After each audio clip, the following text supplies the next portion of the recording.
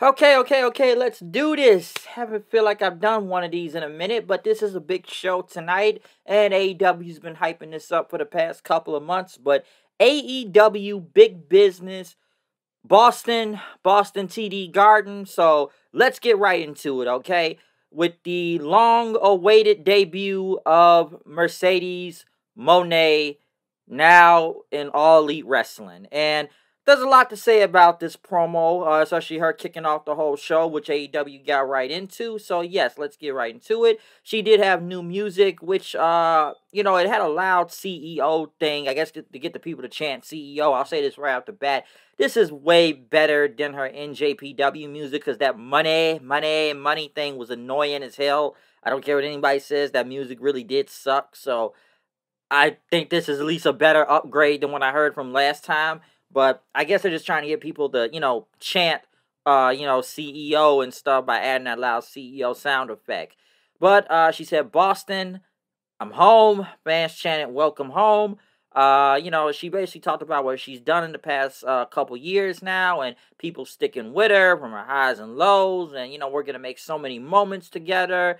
People chanting CEO. She talked about all of her accomplishments in wrestling and even how she main evented in this building, basically Hell in a Cell 2016 with Charlotte, if you want context and whatnot. But she went on to talk about that. She also went on to talk about, Eddie Guerrero, if you know where I get that joke from. But yes, thing is, she's always mentioned Eddie. But yes, she talked about, Eddie Guerrero, how she looked up to Eddie Guerrero. She basically also went on to talk about how she dropped out of school at 13. I feel like I heard the story before too, to take care of her brother. Which Shaduka, how do you get out of school at 13? But I don't know.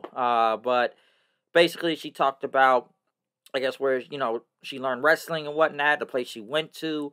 Let's get down to business, she said. We all know why I'm here. This is the only place, where the revolution is going to be global and whatnot. And she can't wait to tear it up with everybody in the locker room. She talked about the main event, which is very weird. And honestly, it's like a wolf on this main event, honestly, because I don't even get why this was the main event tonight. Riho versus Willow, which is honestly insane, and I can see why people may have tuned out in a way going towards the main event. But they did have the show is stacked though, so there's a lot to watch on here. But I'm like, they could just did Riho versus Willow literally right after Mercedes promo, honestly. But to finish the promo, she said that Mercedes Moné is all elite. The graphic showed up on the screen. She thanked Tony Khan. This is her new home now. And did her, dance and whatnot that she usually does, boss time and whatnot in the ring. So let me just talk about this promo and everything going on with this. Listen, we already know Mercedes Moné was already going to AEW. We figured that out already months ago at this point. I know people are going to question, saying she said, like, I'll be back in WWE, but, you come here still. I know that's been in question a lot. But, hey, I'm sure Tony Khan offered a lot of money, so why not get the money? Now, I'm not going to go into the whole, if that is true, about her asking for more money and wanting Charlotte pay in WWE, which I thought that honestly was kind of ridiculous at the same time.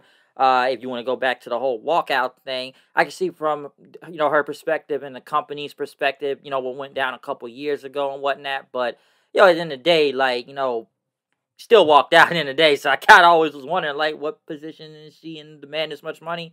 So I figured Tony was going to offer that much money at the same time. But obviously they do need her in the division, because the women's division AEW is not good at all. It sucks. It really does. There's only like maybe a couple people that really matter when it comes to the AEW women's division. Tony Storm. That's kind of really it after that, because it looks like they haven't really built anyone else up very well in recent times. But going back to everything here, look, the whole promo. My friend Kevin kind of went on this.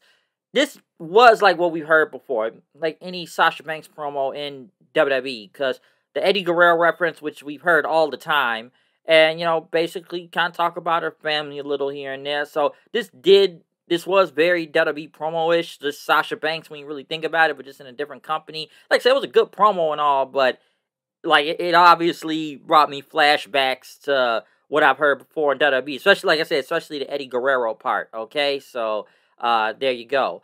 But like I said, it was a good promo. I know it's gonna be a lot of back and forth tonight when it comes to her debut. Whether it been good or not. Like I said, I thought it was a good debut. Obviously, the crowd was with it. Then again, it's in her hometown, so that obviously is a factor. My only problem was going into this was how AEW was trying to build this up like it was CM Punk. The first dance, if everybody remembers that, and how that went down. But this is, I'm sorry, but it's not on Punk's level. If we want to go in comparisons here of trying to do the same thing that they did in Chicago a couple years ago. Okay, so that's how I look at it. But still, this was a good promo. But I think they should just did the Willow and Rio match right now. And then they could have had Mercedes, because we already know what happened in the end, but I guess they wanted to put her at the beginning and the end of the show, but I think it's just idiotic and ridiculous that they put Willow and Rio at the main event, though. That doesn't really make any sense when you have the world title on the line, which we actually have the world championship literally right now. Okay, so the world title match happened right after this promo, so not even the co-main event also.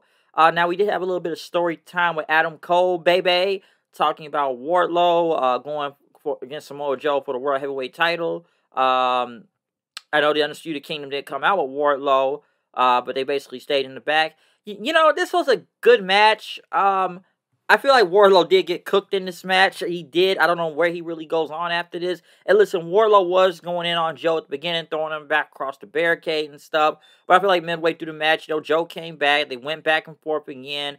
Joe just ended up, I think he just choked out Wardlow.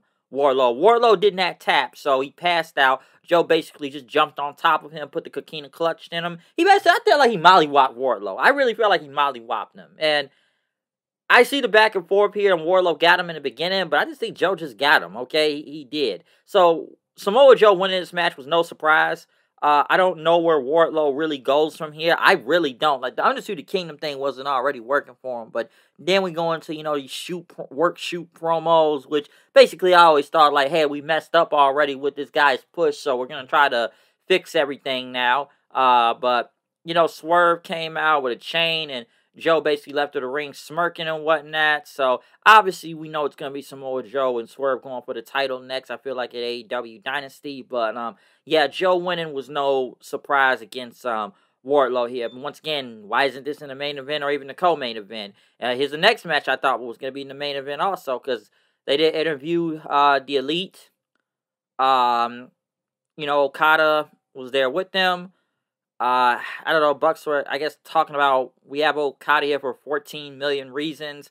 I'm not going to go into Okada's pay right now, but hey, Tony threw the money at him, so he made sure WWE wasn't going to get him. I know it's a lot to say about that, but he got a lot of money for this regardless.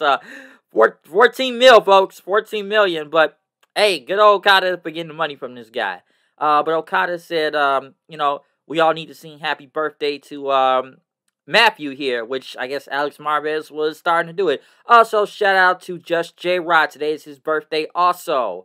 So, kind of crazy. Him and Matt Jackson had the same birthday. Right after that, the Elite, well, basically the Bucks and Okada went against Eddie Kingston, Pac, and Pentagon. I don't know why. Once again, this was even the main event.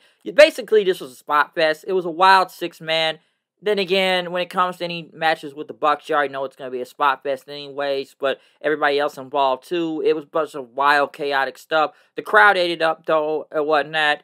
I know they had Rick Knox, oh yes, the corpse referee out there. Why is this guy a referee still? I don't know, but basically this guy looks incompetent and sucks as a ref, but he basically was distracted. Nick Jackson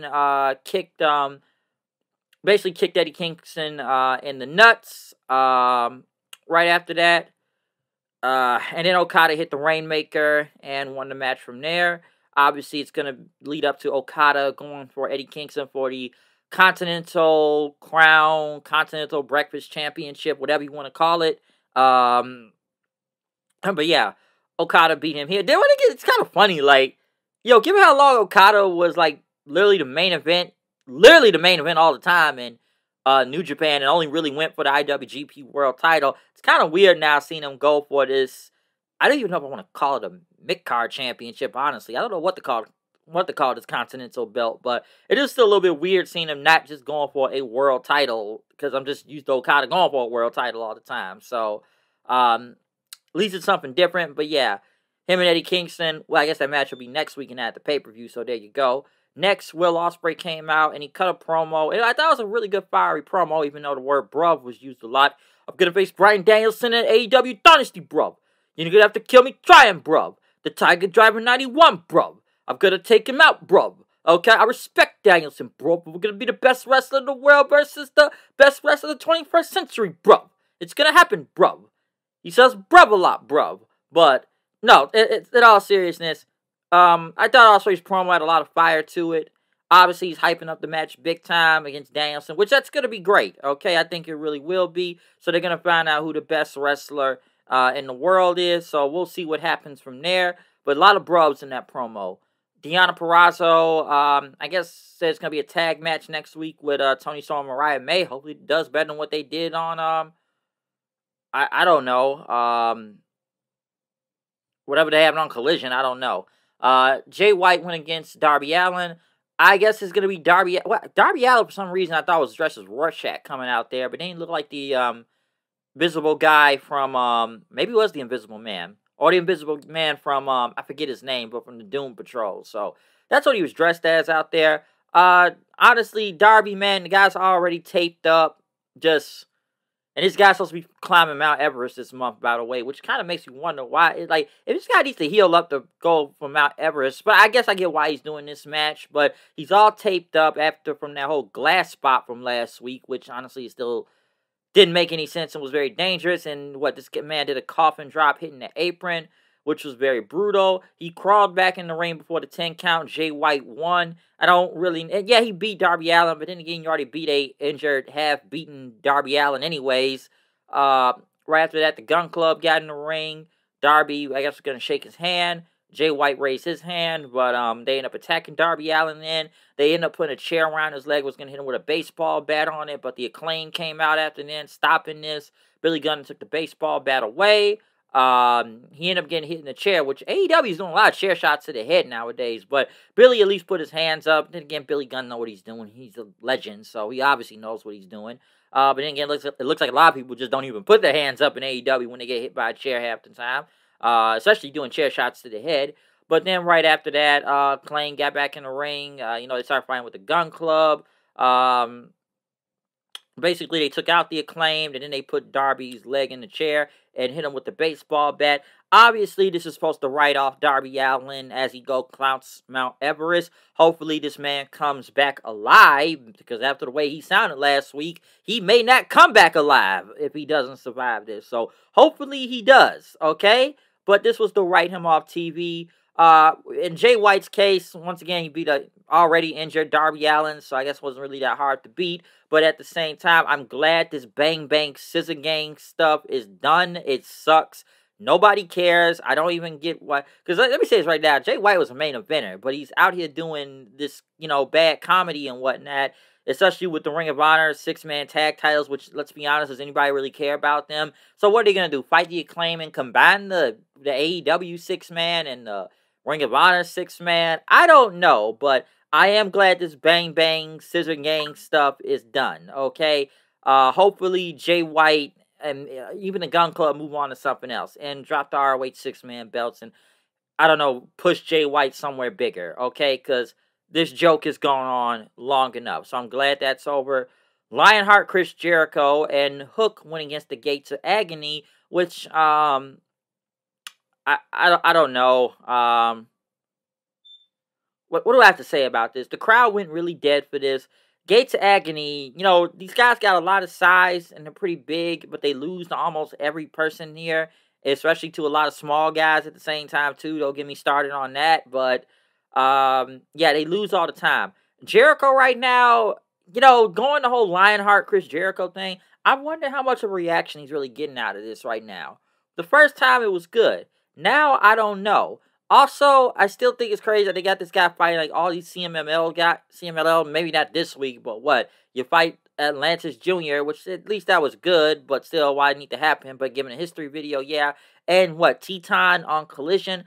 I don't know. And as for this thing with him and Hook, maybe it's called Lion Hook, I don't know. But Jericho and Hook won. It took a minute for even the crowd to even get into this at the same time. So, I don't know. And I guess now Jericho challenged Hook for next week to a match, so we'll see where that goes.